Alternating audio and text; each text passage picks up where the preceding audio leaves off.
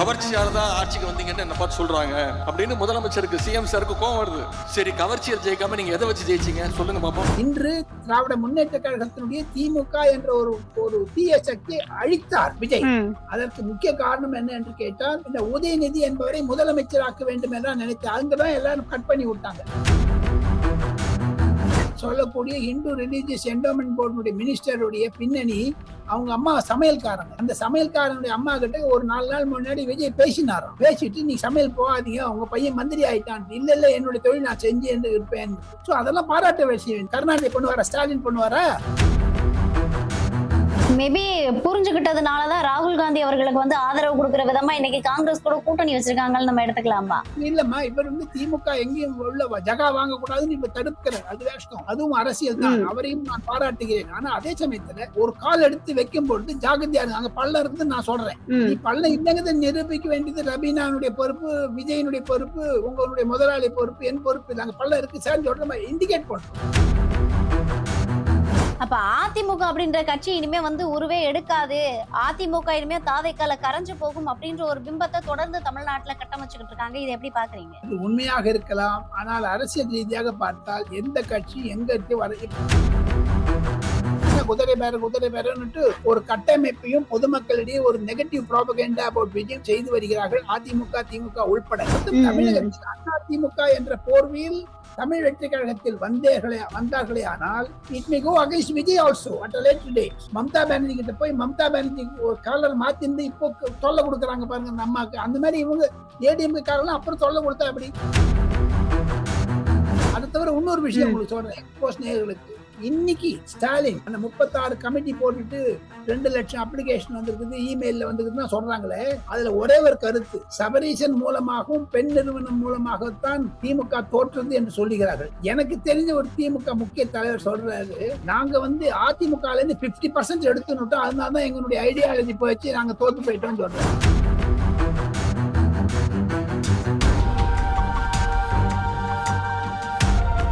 Credit card over டியூவா, multiple EMI ஸ்ட்ரெஸ்ஸா?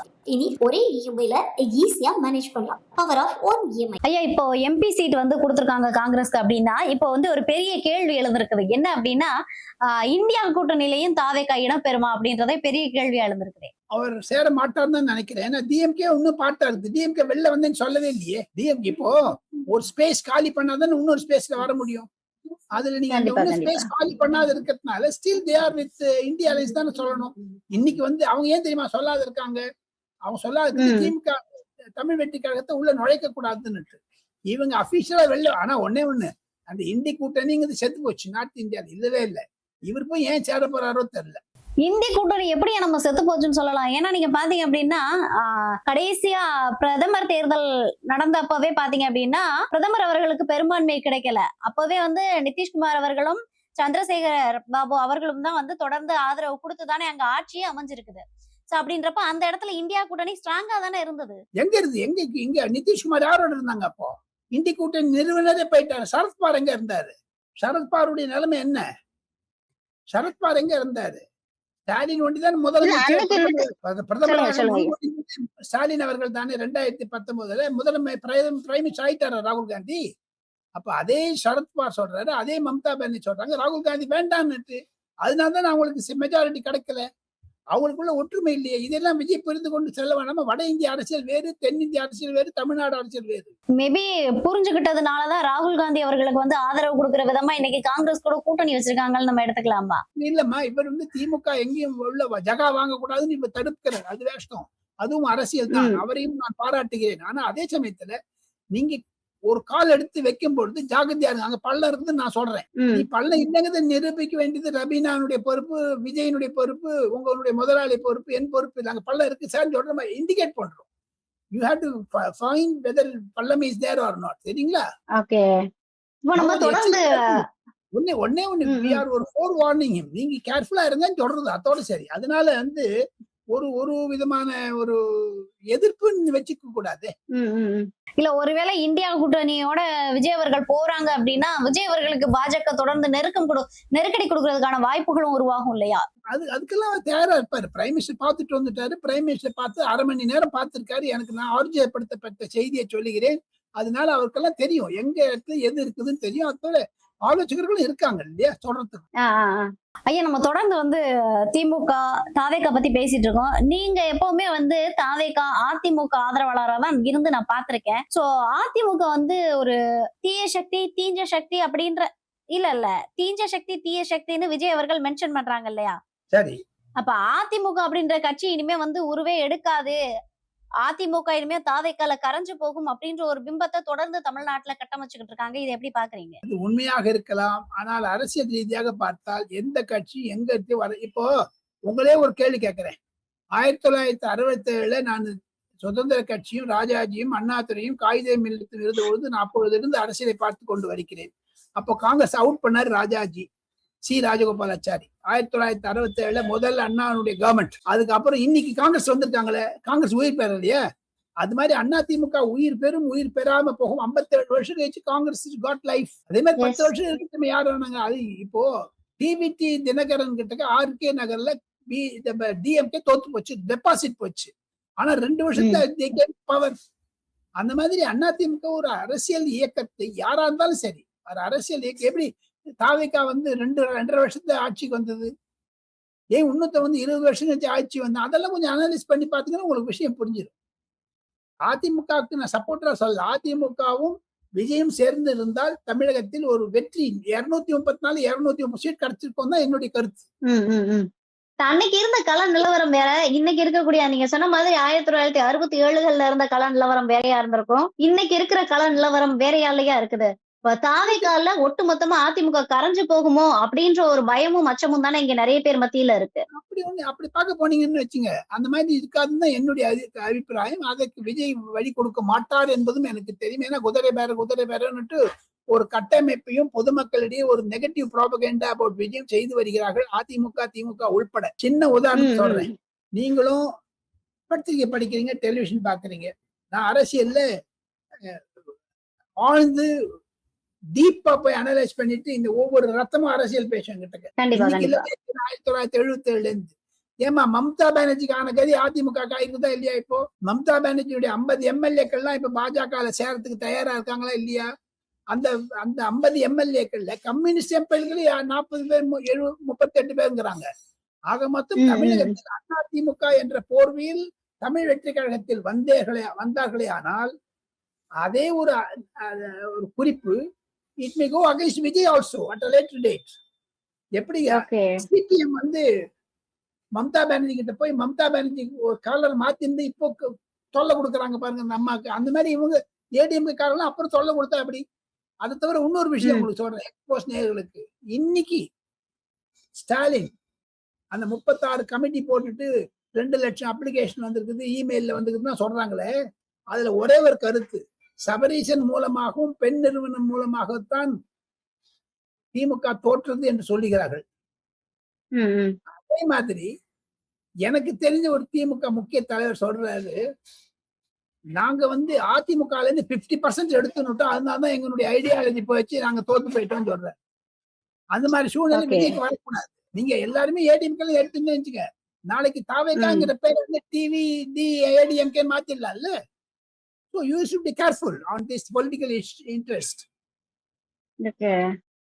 இப்போ டிஎம்கே சுய பரிசோதனை செய்ய ஆரம்பிச்சிட்டாங்க. என்ன பேசினீங்கன்னா ரபினா தலை அப்படியே சுத்தம், ஜிகுன்னு சுத்தம்.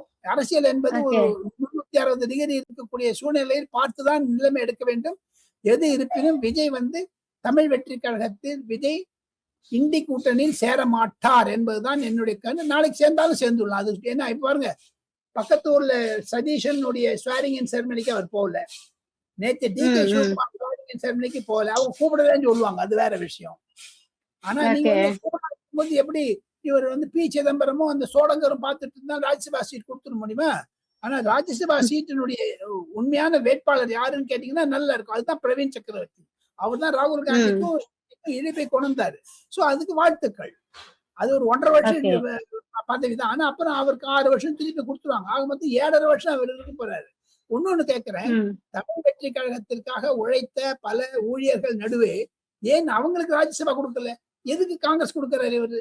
முதல் முற்றும் கோணலா இருக்கக்கூடாது. முதல் கோணல் நல்ல கோணலா இருக்கணும். he should have given one post to TVK person.